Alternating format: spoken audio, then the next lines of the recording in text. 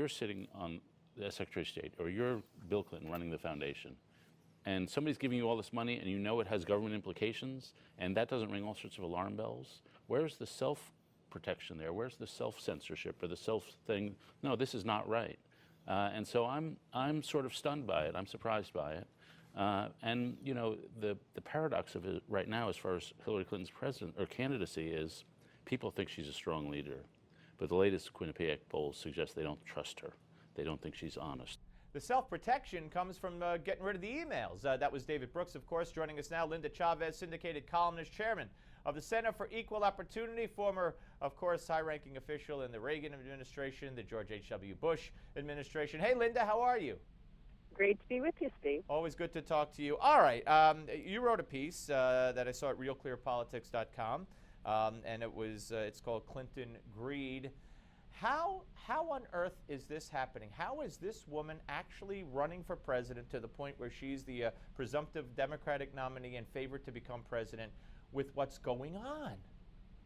I don't know, Steve. I mean, can you imagine if any of the Republican candidates had this kind of baggage, what would be happening? I mean, they would have already had to basically pull out of the race. This is really quite stunning. I mean, here's a woman who wants to build her campaign on looking out for the little guy, and it turns out that she and her husband are enriching themselves to the tune of $100 million in speech fees that Bill Clinton has earned from basically, you know, corporate interests, government officials, foreign government officials, and nobody is really pushing within the Democratic Party to say this is corrupt.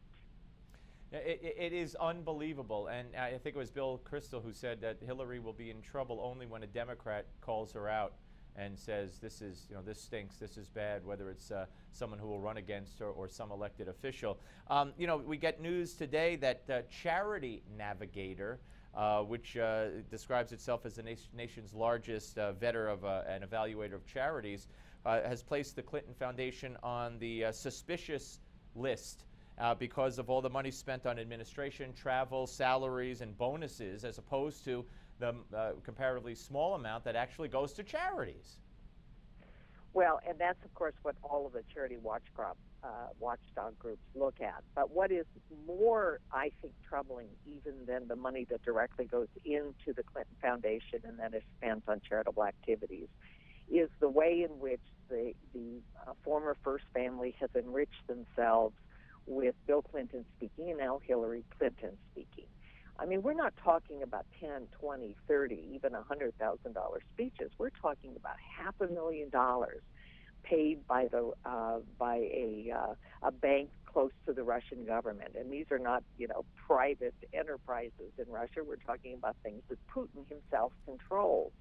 At the time that Hillary Clinton sits on a committee that's going to make a decision about whether or not a Russian-owned energy company can purchase Uranium One, which by that time had 20% of all U.S. uranium resources in their possession. So, I mean, this is corruption that goes beyond anything we've seen in recent years. I mean, even some of the allegations, you know, going back to the Nixon days, don't touch this kind of corruption. Yeah, and now we know that, according to a report today, 181 foundation donors lobbied the State Department. So we know, I think it was David Brooks who said, or one of the guys, one of the liberals actually over the weekend said, we know that government action, State Department action was taken.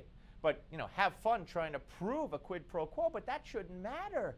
How this deal was ever cut with the Obama administration to allow foreign donations to continue, and then, you know, any proof that might exist, she just erased because she felt like it. You know, Steve, I was in the Reagan administration, and I was a high-ranking official in the White House in the Reagan administration. Somebody could not take me out to lunch at any of the restaurants in Washington, D.C., and pay for my lunch when I worked in the Reagan White House.